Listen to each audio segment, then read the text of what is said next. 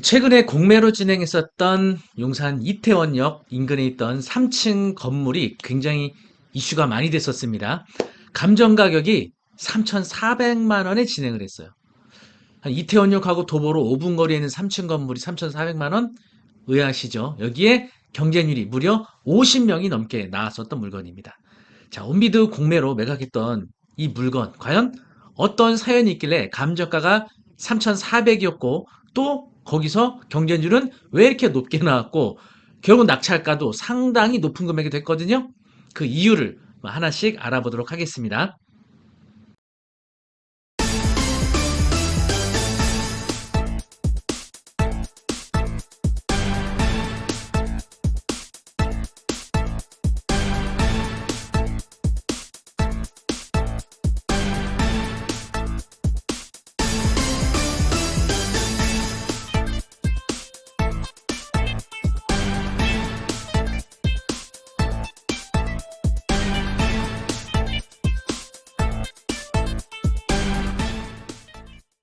용산구 이태원동 공공용시설 이렇게 돼 있죠?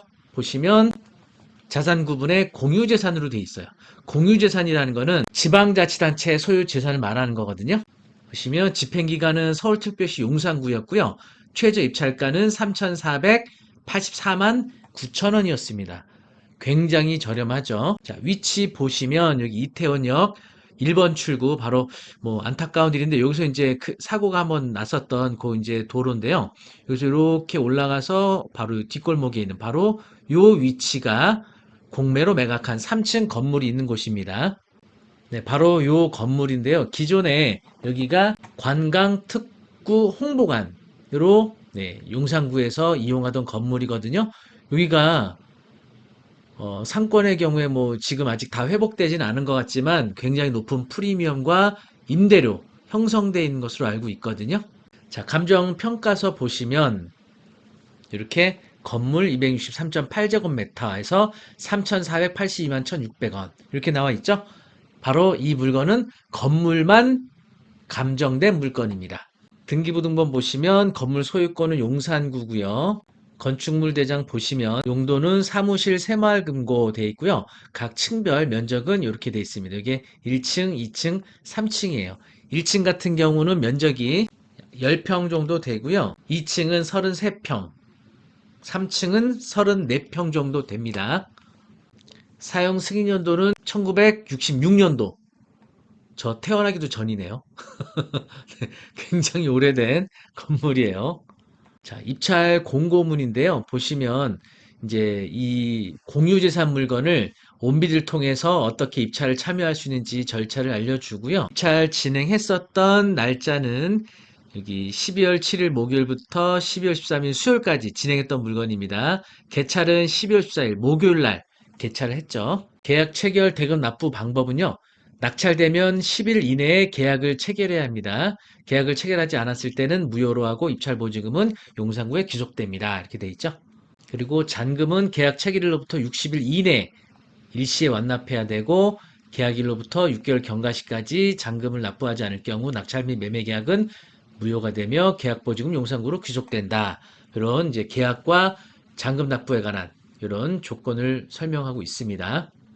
자, 토지와 건물 중 토지만 매각되거나 건물만 매각되거나 이때에는 법정상권 성립 여부에 대한 권리 분석이 필요하겠죠? 만약에 건물 소유주가 법정상권이라는 권리를 갖고 있지 않는 경우에는 다른 소유자인 토지 소유자가 건물에 대해서 땅을 사용하는 이용에 대한 부당이득 청구도 할 수 있고요. 또 건물을 철거할 수 있는 청구도 할 수 있단 말이에요. 그렇게 되면 건물 소유주로서는 상당히 어려운 일이죠. 그런데 이 해당 물건의 경우에는요, 그런 점들을 걱정 안 해도 되는 게 토지 소유주가 바로 국가였습니다. 보도록 하겠습니다.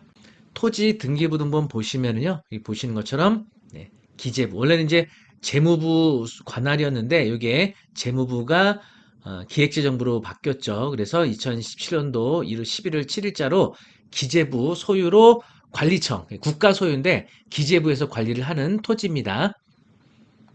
토지 이용계 확인서 보시면 토지 면적은 136.3제곱미터, 41평 정도 되고요. 제1종 일반 주거지역. 그리고 고도 제한이 있네요. 지구단위 계획구역이고. 자, 이 물건 몇 명이 응찰했느냐? 결과를 보시면요. 무려 52명이나 입찰했습니다. 그래서 여기 이제 낮은 가격 순으로 이렇게 이제 올라가는 건데 최종적으로 4억 5,111만 5천 원에 낙찰이 됐어요. 괜히 높이 됐죠. 거의 한 10배를 더 넘게 썼습니다. 2위하고도 거의 한 1억 3천 정도 차이가 나요. 네. 3억대가 3명. 네. 그리고 그 밑에 이렇게 낮게 쓰신 분들인데 어쨌든 4억 5천 111만 5천 원에 써낸 사람이 낙찰을 받았네요. 자, 3,400만 원짜리 용산에 있는 건물을 낙찰받은 경우에 잘 받은 걸까요? 자, 국가 소유 토지를 사용하는 경우에는 그 토지 사용료를 내야 되거든요.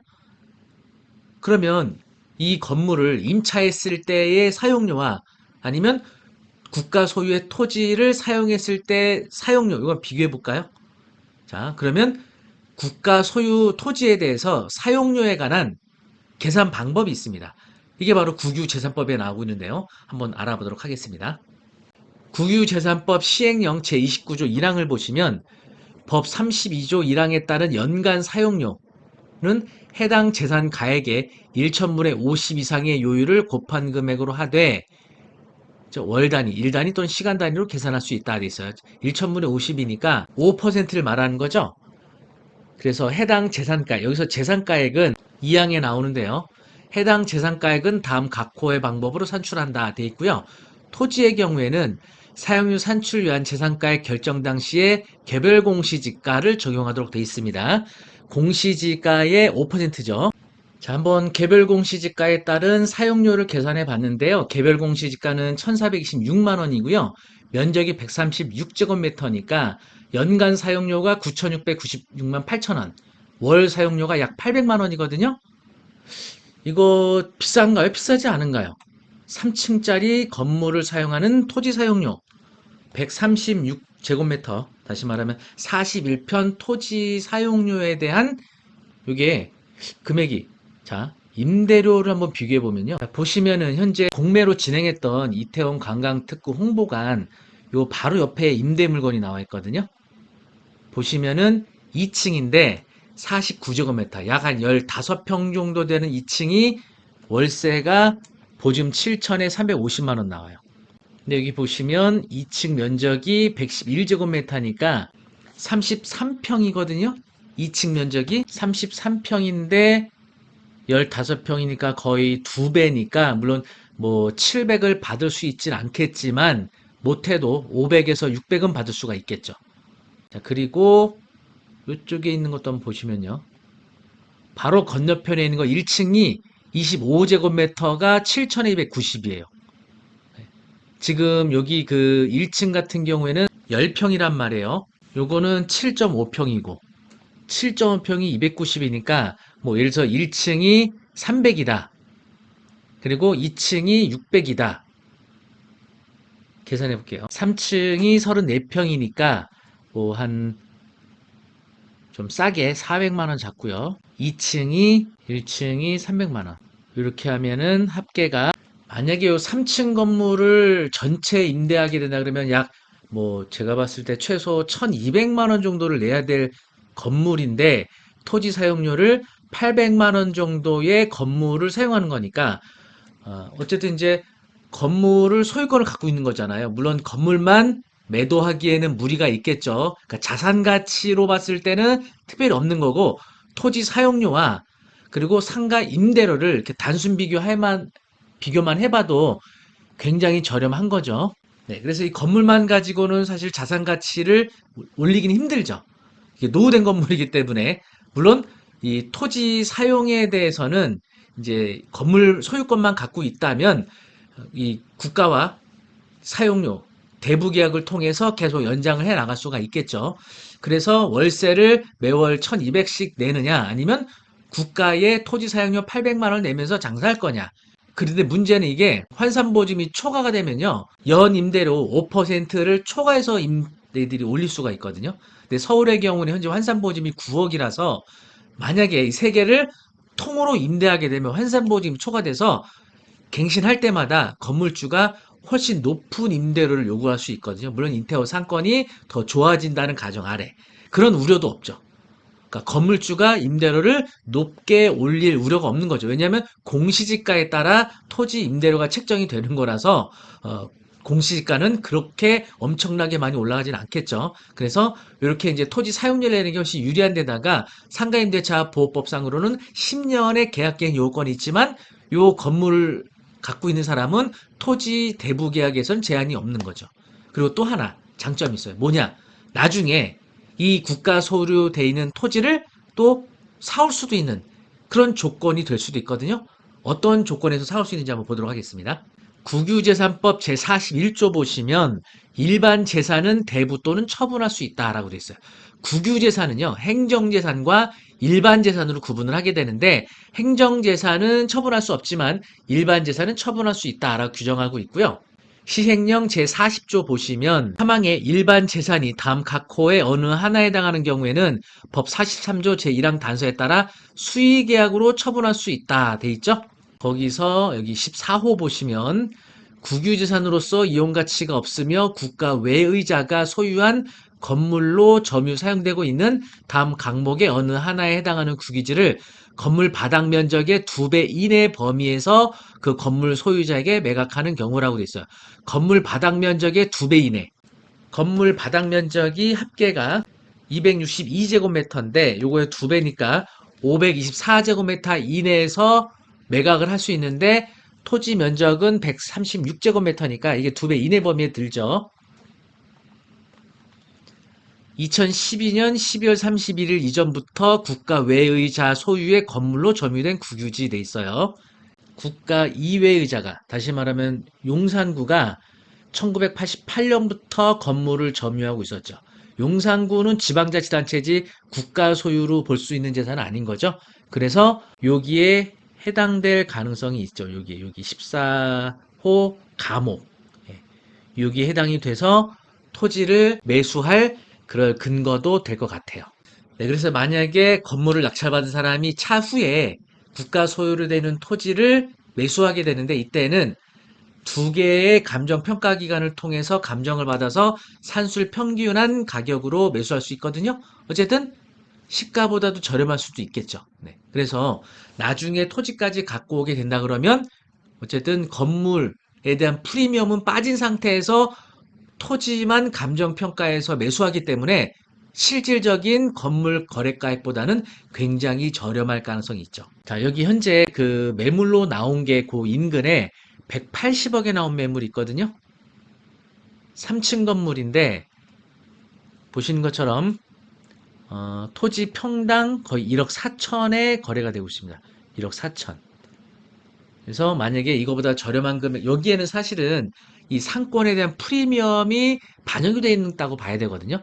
근데 감정 평가 때는 이런 프리미엄이 반영이 되지 않을 것이기 때문에 아마 저렴하게 토지를 매수할 기회가 될 수도 있을 것 같아요. 3,400만 원에 시작됐던 공매를 4억 5천까지 끌어올려 쓴 이분 과감한 결정을 하신 것 같습니다. 어쨌든 이제 낙찰받은 다음에 임대로 만약에 논다 그러면 내가 이 건물에 대해서는 대출이 안 되죠. 이건 건물만 매각되는 거니까 4억 5천에 현금으로 투자했는데 토지 사용료 예를 들어 약 800만 원 내고 내가 요 세 개 층에서 임대료가 1,200만 원이 나오면 4억 5천을 투자해서 월 400의 수익이 나는 거예요. 세전. 괜찮지 않나요? 네. 그리고 나중에 땅까지 감정평가한 금액으로 사온다 그러면 굉장히 또 엄청난 자산의 가치 상승도 이뤄낼 수 있는 그런 물건이 되지 않을까 싶습니다. 그래서 공매를 통해서 이런 국유재산 또는 공유재산들 이렇게 매각하는 것들 국유재산과 공유재산에 대한 개념 잘 알아두시면 엄청난 기회를 여러분들이 잡을 수 있지 않을까 싶습니다. 그래서 2024년도 새해를 맞아서 1월 10일 수요일 날 저희가 운영하고 있는 옥섭이라는 온라인 사이트가 있거든요. 이 옥섭 사이트는 부동산 경매와 공매를 온라인으로 수강할 수 있도록 만들어 놓은 저희 사이트예요. 그래서 1월 10일 날에는요. 온비드 공매에 대해서 각 재산들의 종류와 그 특징들 그리고 압류주산에서는 특히 권리분석이 되게 중요하거든요. 압류주산 권리분석 그리고 신탁재산 투자 노하우까지 온비도 공매에 관한 전반적인 사항들을 온라인을 통해서 공부하실 수가 있어요. 녹화된 영상이 아니고요. 제가 직접 실시간으로 강의하게 되는 수업이에요. 그래서 궁금한 사항 있으면 수업 중에 채팅 질문 주시면 바로바로 답변도 받으실 수 있어서 서로 소통하고 공감할 수 있는 그런 수업이라고 보시면 되겠습니다. 오프라인 강의장 수업하고 별 차이가 없다고 많은 분들이 느끼신다고 하더라고요. 그래서 총 4회에 걸쳐서 진행을 할 거예요. 매주 수요일 날 저녁 7시부터 9시까지 2시간 동안 온비동매 여러분들 한번 잘 배우셔서 이런 좋은 기회를 잡으실 수 있기를 바라겠습니다. 옥섭에서 온비동매 11기 수강 신청하는 방법은 아래 링크 올려드리도록 하겠습니다. 1월 10일 수요일 저녁에 여러분 저하고 라이브 수업을 통해서 뵙기를 바라겠습니다. 많은 신청 바라겠고요. 영상이 도움이 되셨다면 구독, 좋아요 부탁드립니다. 감사합니다.